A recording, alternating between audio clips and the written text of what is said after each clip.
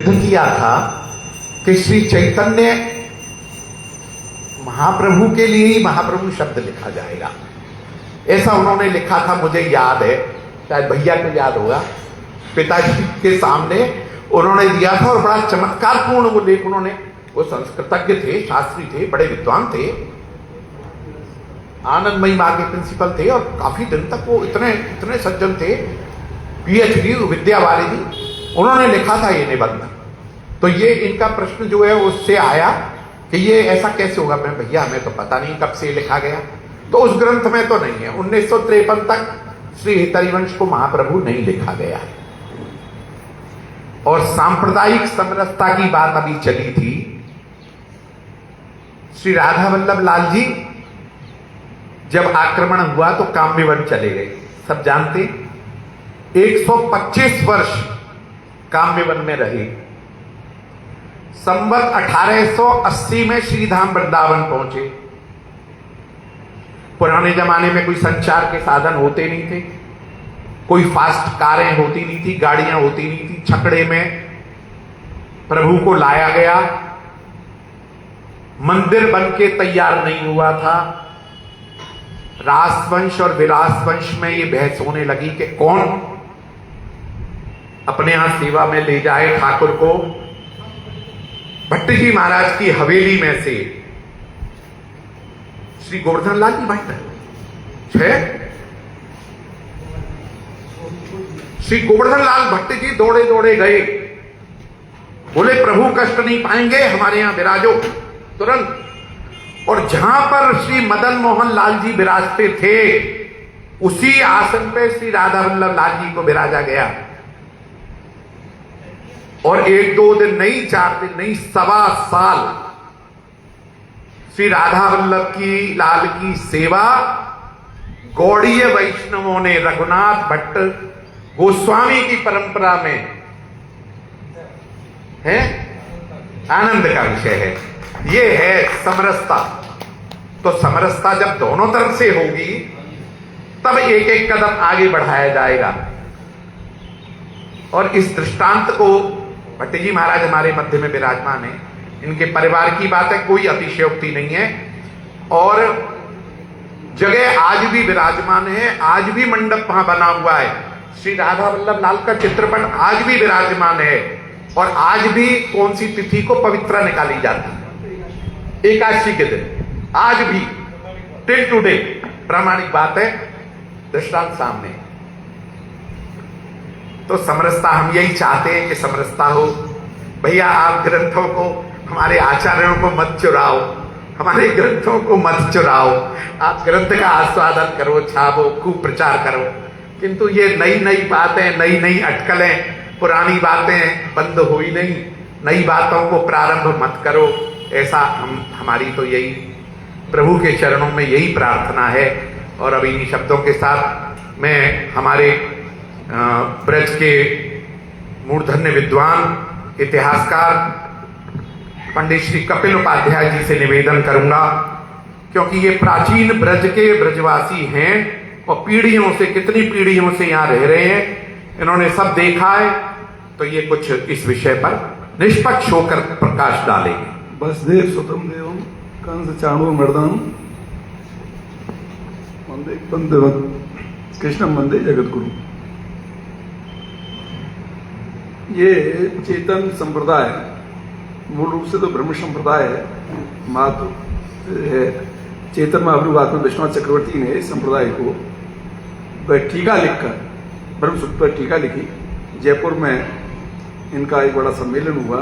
वहां कहा भैया ब्रज में वही लोग निवास करेंगे जो ब्रह्म सूत्र पर टीका लिखी होगी, उसी संप्रदाय को मान्यता दी। मान्यता तो नहीं मिली लेकिन संप्रदाय को, लेकिन वो टीका है विश्वनाथ चक्रवर्ती ने बड़े मनोयोग से उसकी लिखी गई। उसी समय बलदेव विद्यापति जी बड़े मनोयोग से लिखी गई।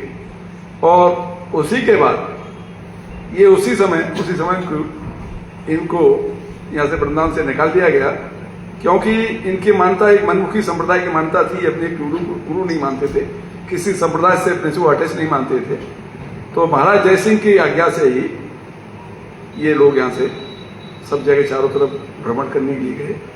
और 1900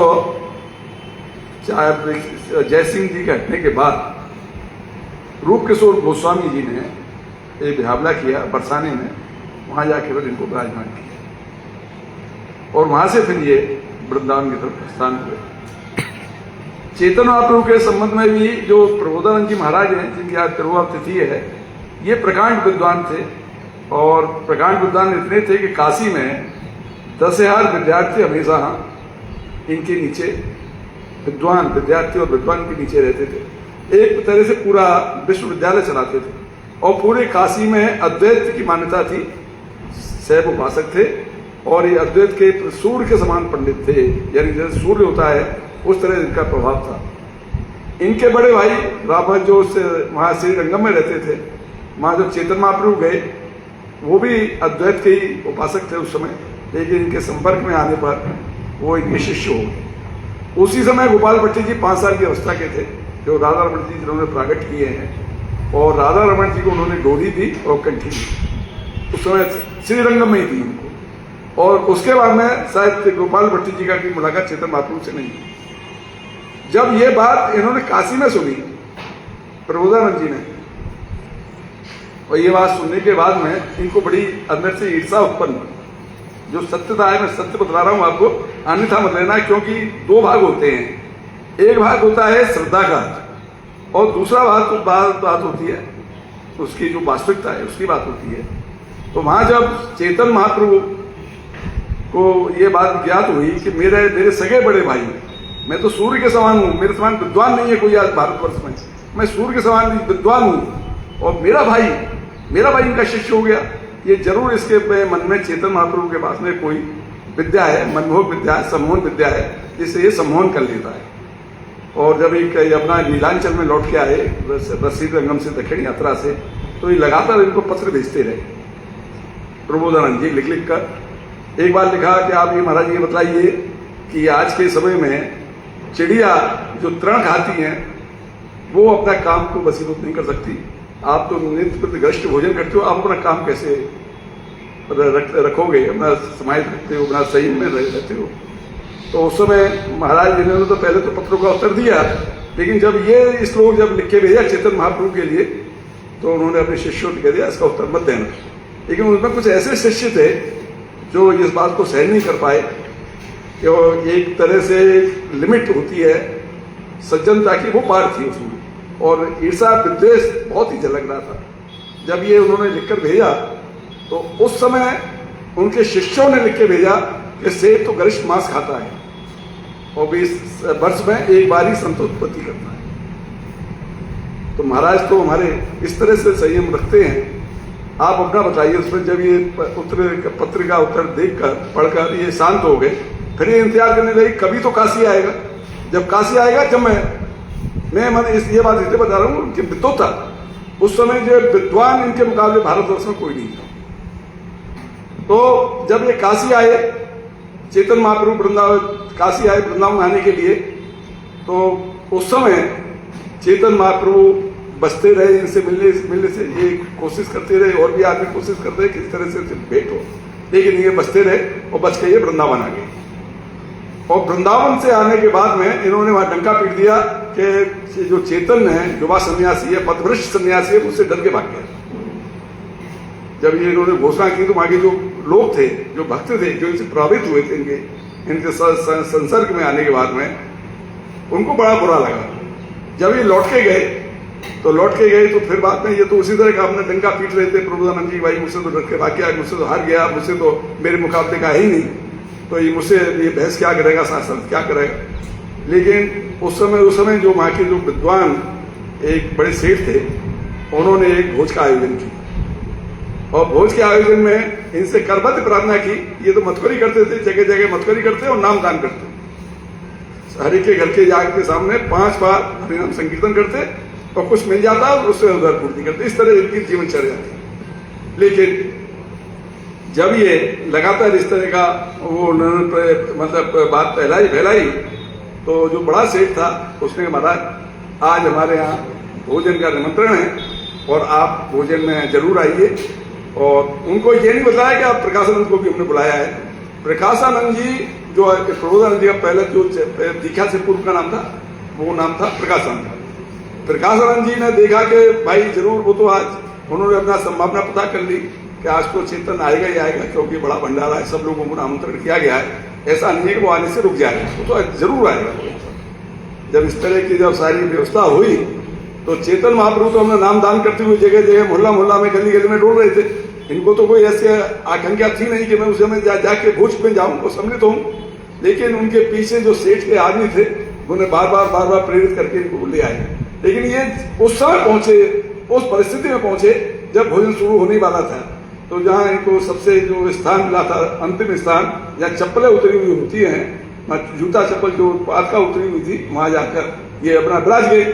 जब विराजे तो उन्होंने देखा जो ये जो प्रकाशानंद जी प्रबोधानंद जी से जो पहले प्रकाशानंद था, 3 तखत के ऊपर बैठे हुए थे। इतना अहंकार था इनमें विद्वता का कि एक तखत, दूसरा तखत, उसको तीसरा तखत, तीसरे तखत के ऊपर विराजमान थे और 10,000 विद्यार्थी इनको घेरे हुए बैठे थे।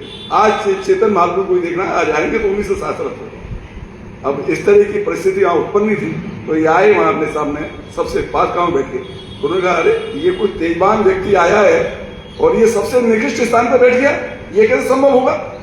तो ये वहां गए, प्रकाशानंद स्वयं उतर के गए, उनको लिया साथ में और बोले आप मेरे साथ बैठे। नहीं महाराज, मैं तो मतलब पथभ्रष्ट सन्यासी हूं, मैं आपके सम्मुख नहीं बैठ सकता। जो पहले ये भी सन्यासी थे ना, चेतन भारती थे, तो मैं तो पथभ्रष्ट सन्यास में आप इसमें नहीं बैठ सकता, मैं तो आपके चरणों में ही लाइफ में चरणों में ही बैठूंगा। तो ये अपना नीचे बैठ आसन दिया गया, वहां बैठे को भोजन किया।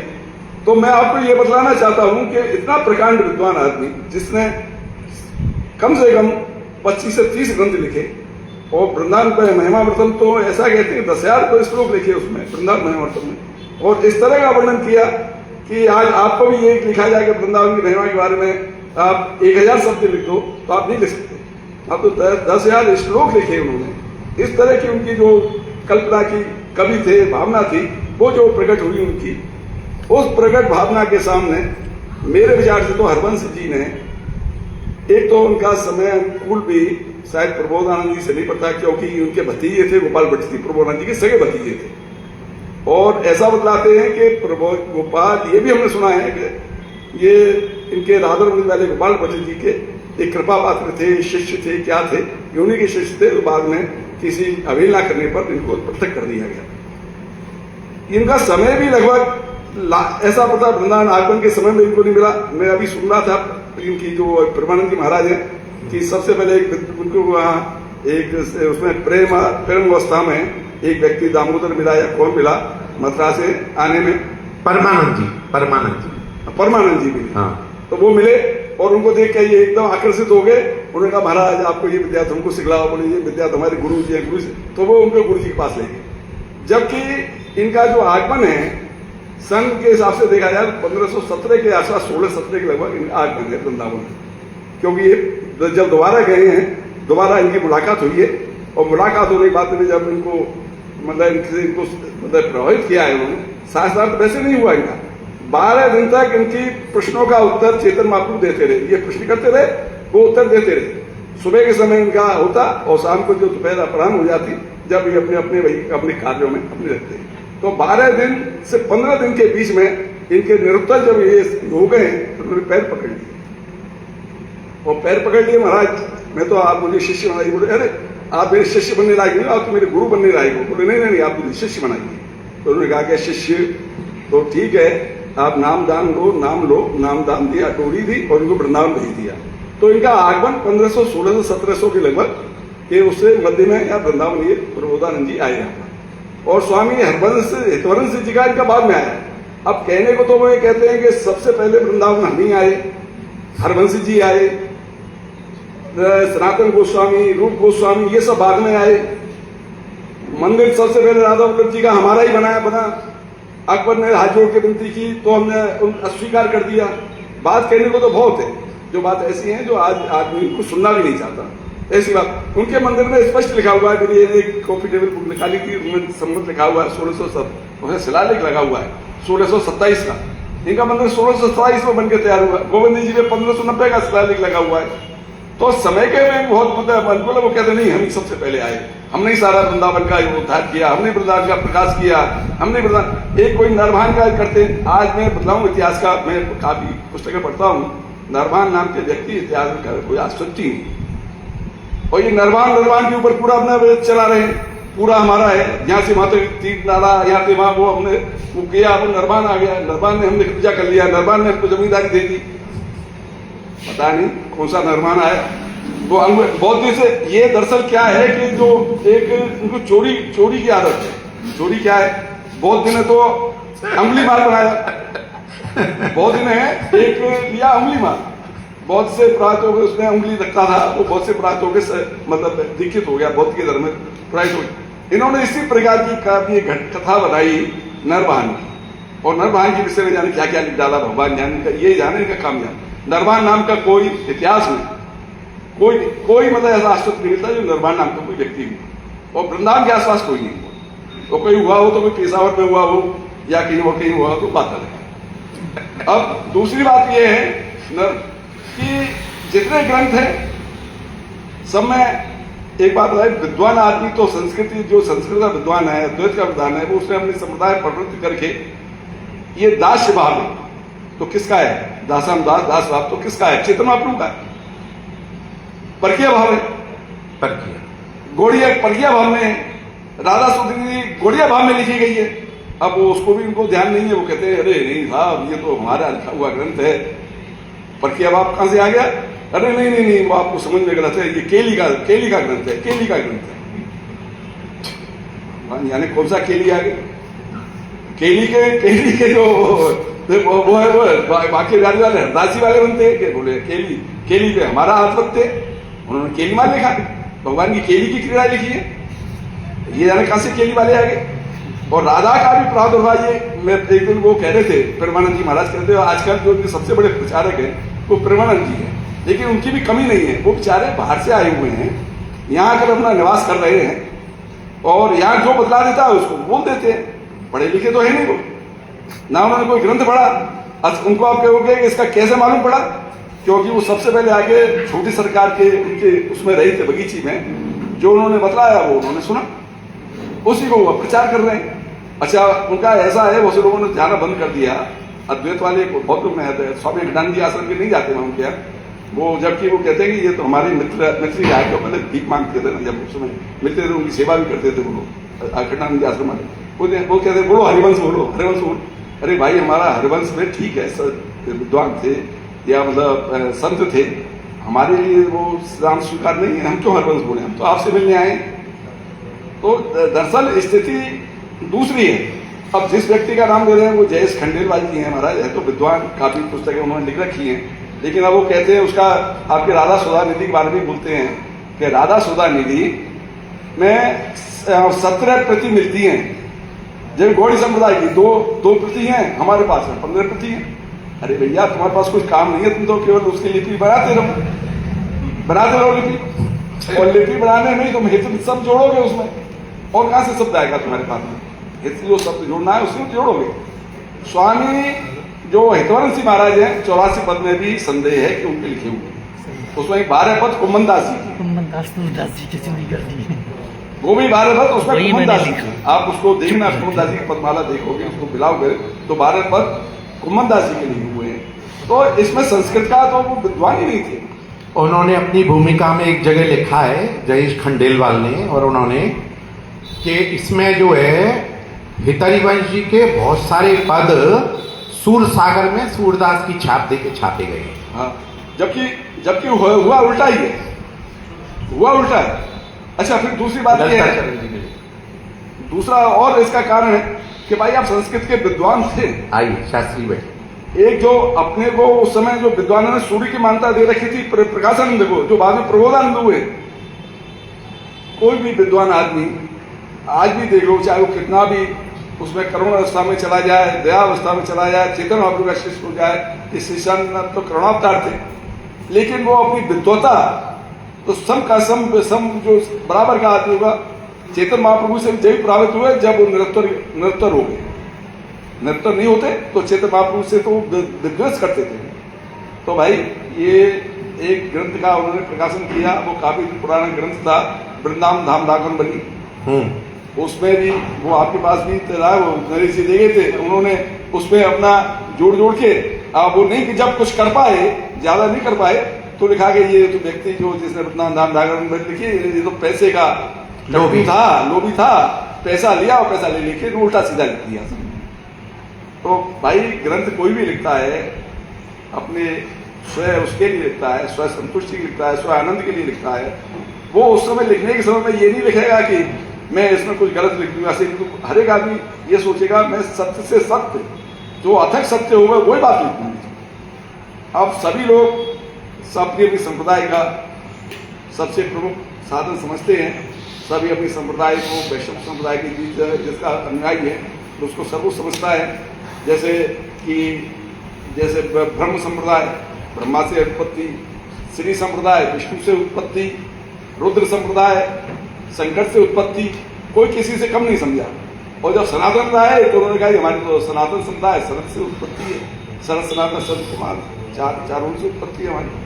तो धर्म के विषय में तो ठीक है भाई, सबका सम्मान है, लेकिन सबको कम से कम इतना नहीं करना चाहिए कि हम दूसरे की चोरी करें।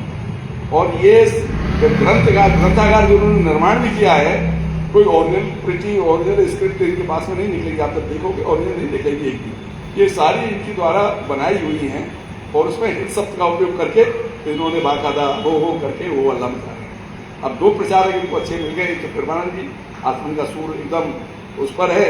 अब उनको कोई आके उनको समझाए भाई कि आप जो बोलते हो उसमें थोड़ा सा गलत है, ऐसा मत बोलो, दूसरे वैष्णवों को हृदय में आघात पहुंचता है, और आघात पहुंचना ही सबसे बड़ा मतलब अपराध है।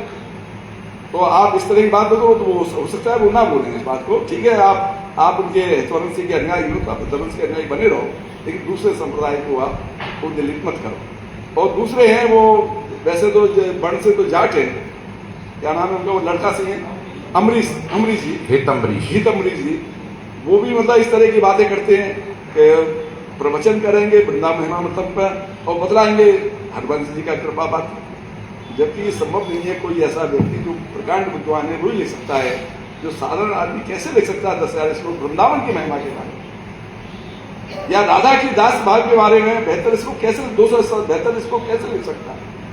अब वो कहते हैं कि पीछे अपना नाम जोड़ दिया, आगे अपना चेतन देव की स्तुति जोड़ दी, तो भैया आप भी जोड़ लेते उसे। राधा का जो प्रादुर्भाव है वो तो निमाड़ संप्रदाय नहीं किया है, मुख्य रूप से पूजा में वो कहते हैं बजनाथ के हमारे समकालीन नंबारकाचार्य महाराज, और सबसे पहले उन्होंने दादाजी की मूर्ति नंबार बारे बोलते हैं, उन्होंने प्रतिष्ठापित की। तो सब लोग अपने संप्रदाय का उच्च पदार्थ बताते हैं और अपने आराम से रह रहे हैं, कोई किसी का गर्दन पकड़ने थोड़ी जा रहा है। और गर्दन पकड़ने की बात तो जब आती है जब तुम जबरदस्ती अपना करो कि भाई के नहीं हम ही है सब कुछ, हम ही है सब कुछ। अरे भाई आप अपनी जगह पर सब कुछ हो, लेकिन ऐसे व्यक्ति को मत करो जो कि 10,000 विद्यार्थी को लेकर हमेशा रहता था, 10,000 विद्वान उसके साथ रहते थे, इतना बड़ा संस्कार प्रकार विद्वान वृंदावन आया और वृंदावन आके उसने अपना क्षेत्र बनाया वहाँ काली देव, तो आपके मदन टेपी क्यों नहीं है। और इसका मैं बतलाऊं कि इनका जो आगमन है चेतन महाप्रभु से उम्र में बड़े थे, हाँ बड़े थे, और इनका आगमन भी 1516-17 के लगभग यहाँ वृंदावन में है, तो वो बाद में गए होंगे, पहले वृंदावन ही आए, मथुरा आए, वृंदावन आए। और वो राजा सुबुद्धि राय भी उनको मिलाया है, यहाँ लकड़ी बेचता हुआ वृंदावन से लकड़ी ले जाता और मथुरा में बेचता था, तो वो भी मिला है। सुबुद्धि राय का भी है वर्णन। तो भाई सब ठीक है। अब सबसे बड़ी बात तो यह है कि आपस में दूसरे ग्रंथों को अपना ना बतलाने ये अपराध है, जो ग्रंथ प्रभु के विग्रह हैं। हम लोग कहीं भी यदि कहीं उसको चेष्टा करते हैं उसको बिगाड़ने की, तो समझो कि हम राधा कृष्ण की प्रतिमा में ही चोट करते हैं, ऐसा नहीं करना चाहिए। आपका जो मूल ग्रंथ है, हम 84 पद ही आपके मानते हैं, वो भी इतने अच्छे पद हैं, हम उनका ही मान लें तो जयदेव से उसकी तुलना है। 84 पदों की तुलना जयदेव की क्रीड़ा से, जैसे भगवान जयदेव की उसकी क्रीड़ा में रासलीला करते हैं, राधा कृष्ण में सारी मनोभार करते हैं, उसी तरह की है। और ऐसा है कि कालिदास के उसमें भी इसी तरह की है। और जो हंस दूत लिखा है रूप गोस्वामी ने, उससे भी मतलब उसके मुकाबले का ग्रंथ हिंदी में मतलब उनका है। तो आपके जब आपके पास कुछ है, सिद्धांत है, साहित्य है, और रामोदर जी जो उनके शिष्य हुए हेदौर जी के नाती शिष्य, उनके 2 लाख पद लेके उन्होंने, तो जब उसके पास है तो आप दूसरे के उनको क्यों ग्रहण करने की चेष्टा कर रहे हो? केवल अपना सर्वोच्च दिखाने के लिए कर रहे हो, दूसरा कुछ है। नमस्कार भैया, जो कुछ मैंने कहा किसी को हृदय को कुछ लगे तो माफ करना। आपने जो भी बोला है प्रैक्टिकल बोला है और जो सत्य है। आपने वृंदावन धामानुरागावली की बात की, ये प्रति मेरे पास है और इसके अंदर मैंने अनेक जगह पर ऐसे मार्कर से निशान लगा के रखे हैं जो ऑब्जेक्शनेबल हैं। इस ग्रंथ के बारे में उन्होंने लिखा है, जयेश खंडेलवाल ने अपनी भूमिका में, जो अत्यंत अस्वाभाविक, अतिशयोक्तिपूर्ण, परस्पर अंतर्विरोधी, अनैतिहासिक, अनौचित्यपूर्ण, भ्रमोत्पादक और पूर्वोल्लिखित ऐतिहासिक तथ्यों के विपरीत है ये ग्रंथ। श्री चैतन्य देव का पंचकोशी वृंदावन में आगमन वर्णन सर्वथा असत्य है और काल्पनिक है। ऐसे 50-60 पॉइंट हैं। अब आप सुनिए ये ग्रंथ है किसका। ये गोपाल कवि एक हुए हैं, गोपाल कवि मनीपाड़े के रहने वाले थे और गौड़िया थे। आपको यदि ये बिल्कुल अनुपयुक्त ग्रंथ है तो इसको छापने की जरूरत क्या थी? और छापा किसने? रस भारती संस्थान, जयेश खंडेलवाल ने। और 500 पेज का ग्रंथ है, 240 पेज की इसमें भूमिका है, जिसमें गिन गिन के गौड़ियों का अपमान, गोपाल कवि का अपमान, जैसा आपने बताया कि वो पैसे के लालच में ग्रंथ लिखता था और पैसे के लोभ में वो प्रतिलिपिकरण किया करता था। ये खुद अपनी ये चमत्कार इसमें सब ऐसे प्रतियों को अपनी बात ऐसा है और दूसरे की गलत। मन से कोई प्रोफेसर बुलाए थे उन्होंने उसके समालोचना के लिए, तो भाई साहब भी थे, मैं भी था उसमें। हाँ, पहुंच गए थे अचानक में, तो ऐसे ही पहुंच गया था। हाँ, उसने खुद उनको इतना जलील किया उस आदमी ने, ब्रजेंद्र कुमार सिंघल ने, इतना जलील किया कि हर चीज की कहीं ना कहीं महत्वता है। हाँ, जब इसकी महत्वता नहीं थी तो आपने क्यों छापा? डॉक्टर ब्रजेंद्र कुमार सिंघल ने साफ शब्दों में कहा कि किसी भी ग्रंथ की भूमिका उसको पढ़ने में, उस ग्रंथ को पढ़ने में उत्साहित करने के लिए होती है। बोले, और आपने 500 पेज के ग्रंथ में 250 पेज की भूमिका लिखी और वो भी नेगेटिव। इससे तो कोई ग्रंथ पढ़ने में प्रयुक्ति नहीं होगा इसकी। और ऐसी भूमिका ऐसी एक ही ग्रंथ में नहीं है, ये वृंदावन महिमामृत में भी किशोरी शरण अली की भूमिका चली आ रही है। और इसमें क्या, पहले राधा रसुधानी, जितनी ग्रंथ है सब में एक ही भूमिका है, आप देख लीजिए पढ़ के, और सब में विश्वमन करती हुई भूमिका है। और इसका एक श्लोक आप देख लो कि सांप्रदायिक समरसता या कटुता का उदाहरण, श्री वृंदावन तत्वम श्री राधा कृष्णयोस् तत्वम निज तत्वम च सदा स्मर यत प्रकटिमस्ति श्री गौरचंद्रेण। गौरचंद्रेण का अर्थ यहां क्या है? प्रबोधानंद सरस्वती पाद लिख रहे हैं गौड़ीय ग्रंथ के। गौरचंद्र शब्द जो है, कभी हितरिवंश जी के लिए आप लोगों ने सुना है क्या किसी विद्वान ने? अब इसका अर्थ सुनिए आप। श्री वृंदावन का वास्तविक स्वरूप, नंबर 2 श्री राधा और श्री कृष्ण का वास्तविक स्वरूप, एवं 3 स्वयं का वास्तविक स्वरूप। अब गौरचंद्रेण का अर्थ क्या लिखते हैं? जिसे गौर वर्ण वाले श्री गोस्वामी हितरिवंश जी द्वारा प्रकट किया गया है, तुम्हें उनका सदैव स्मरण करना चाहिए।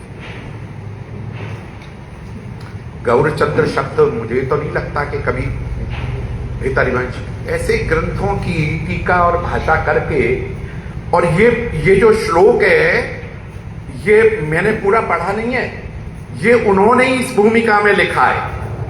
और मजे की बात यह, ऐसे कम से कम 10-15 श्लोकों के नंबर दिए हैं और ये लिखा है कि इन श्लोकों में हितरिवंश जी की वंदना है, और जो जो श्लोक देखोगे उसमें गौरचंद्र महाप्रभु की वंदना है। सबसे बड़ी बात एक और है जो मैं बतलाना चाह रहा था आपको, ये कि कोई व्यक्ति प्राचीनतम सप्तति चार पहले या 4 साल के भीतर, तत्कालिक समय में 2 साल के भीतर अपना एक गुरु से प्रभावित हो, दीक्षा ले, और 2 साल के बाद वृंदावन आते ही दूसरा गुरु बना ले, ये कैसे संभव हो जाएगा? ये बात ये भी संभव नहीं है। वो भी मतलब बड़ा असंभव सी बात है कि एक आदमी से प्रभावित हुआ, दूसरा आदमी से प्रभावित हो जाए। हमारू राजावली के समय वो किया जाता विवेचन, वास्तव में तो ये होता है कि ये शोध ग्रंथ है। हाँ। कई बच्चों के लिए दामान रागावली का जो असली ग्रंथ है वो मेरे पिताजी के पास था, उसकी फोटो कॉपी वो नरेश और प्रसाद जी ले गए थे छापने के लिए। अब वो कहाँ गया तो पता नहीं, और पिताजी का तो बैंक की सारी पुस्तकें यहाँ उनका ध्यान।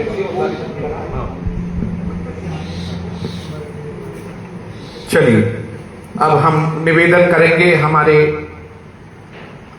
पूज्य विद्वान डॉक्टर श्री अच्युतलाल भट्ट जी महाराज से।